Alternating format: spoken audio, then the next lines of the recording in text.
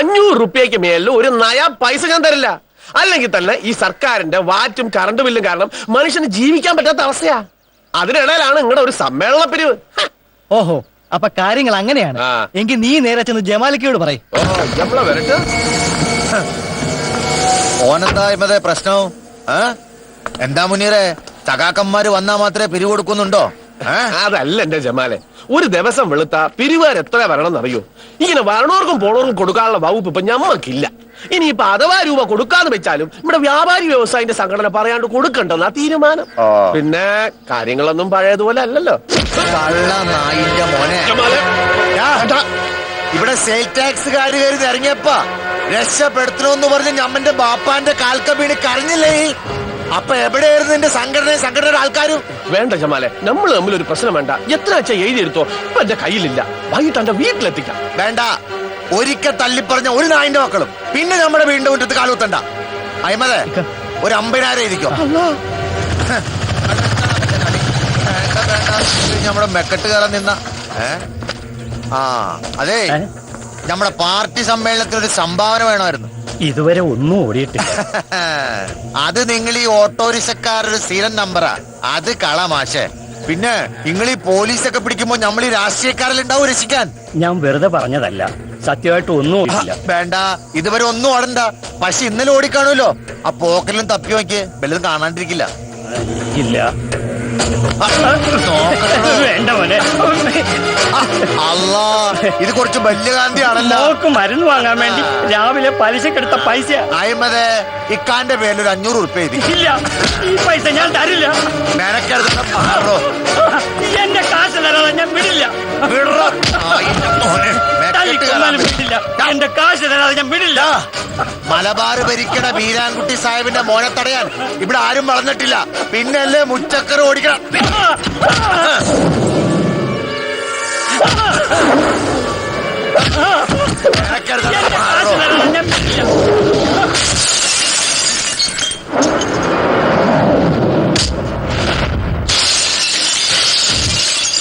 ആരടാ നായിന്റെ മോനെ?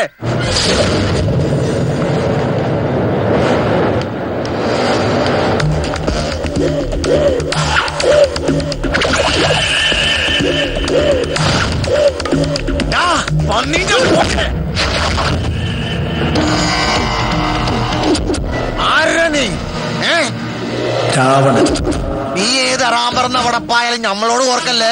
ഇത് ജമാല. നീ ആദ്യം നമ്മുടെ കാറിന്റെ ചില്ല് ഓടിച്ചതിന് സമാനം പറ. കൊടുത്താ കൊല്ലത്തും കിട്ടുന്ന പഴമൊഴി ജമാലെ, ഇപ്പൊ കൊടുക്കുന്നതിന് മുമ്പ് മലപ്പുറത്തും കിട്ടി തുടങ്ങുന്ന പുതുമൊഴി. നീ നിന്റെ കരുത്താ പാവത്തിനോട് കാണിച്ചില്ലേ?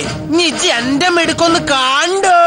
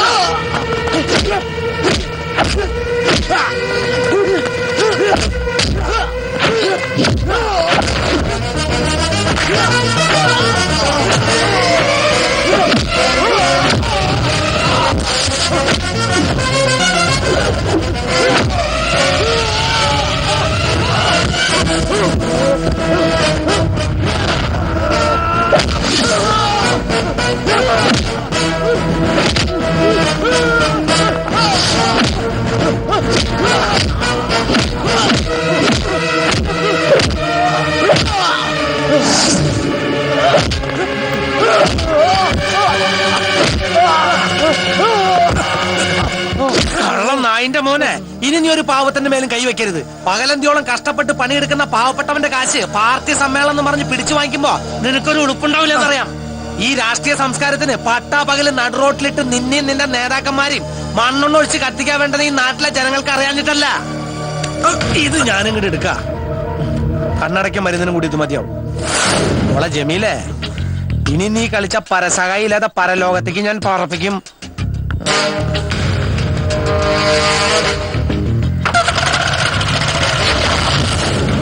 മോനെ ജമാലേ, ഇനിയും നിനക്ക് കിട്ടിയത് പോരാന്നുണ്ടെങ്കിൽ എന്നെ വിളിക്കാൻ മറക്കണ്ട. My name is Ravanan from Lanka.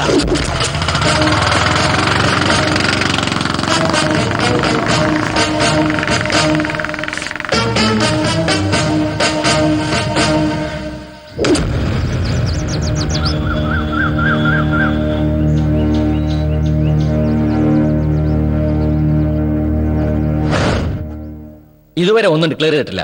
കണ്ണൂരിൽ നടന്ന വെട്ടും കുത്തും ആയതിനാൽ ഏത് സമയത്തും ഒരു ഹർത്താൽ പ്രതീക്ഷിക്കാം. അതുകൊണ്ട് അവരെ ഇപ്പൊ തന്നെ കൊണ്ടുവയ്ക്കോ.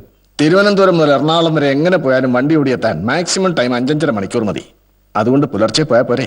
രാത്രിയിൽ എങ്ങാനും ഹർത്താൽ പ്രഖ്യാപിച്ച സമരക്കാർ ആദ്യം കത്തിക്കുക KSRTC ബസ്സോ പോലീസ് ജീപ്പോ ആയിരിക്കും.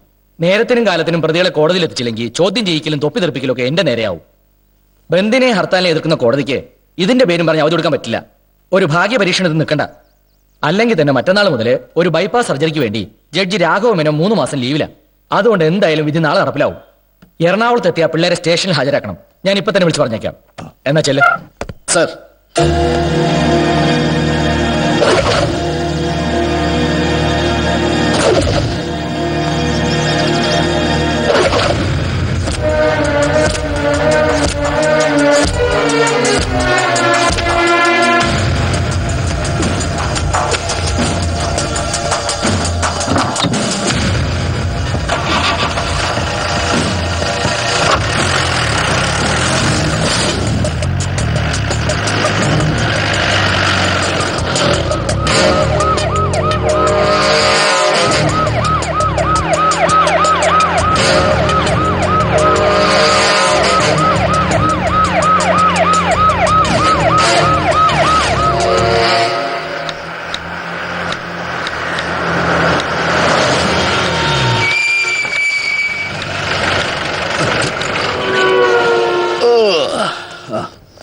ഏഴ് ചായ, അതിലൊന്ന് മധുരം കുറച്ച്. ശരി സാർ.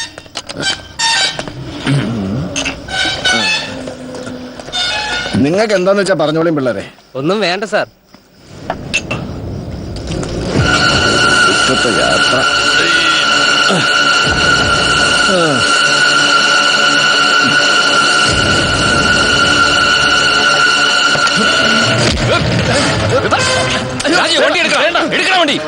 ചതിക്കല്ലേ മക്കളെ. നിങ്ങളെ പോലെ 3 മക്കൾ എനിക്കുള്ളതാ.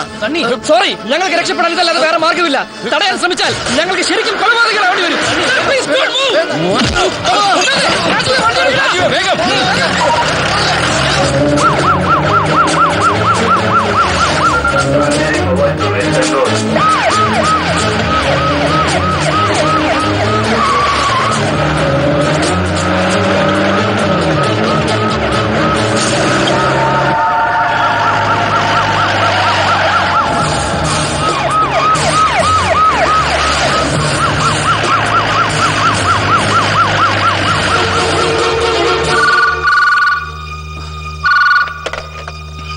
ഹലോ, എന്ത് കേസിന്റെ വിധി പറയുന്ന പ്രതികൾ രക്ഷപ്പെടാന്ന് പറഞ്ഞ എന്റെ നിന്റെയൊക്കെ തൊപ്പി വരെ തെറിക്കും.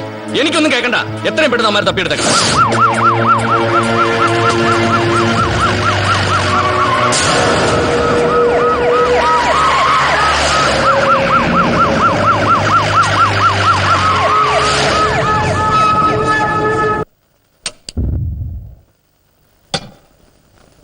സർ, അന്വേഷണം ശക്തമാക്കിയിട്ടുണ്ട് സർ.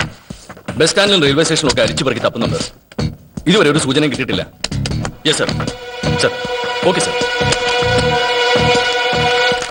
നാശം എവിടെ കൊണ്ടുവച്ചിരിക്കാം.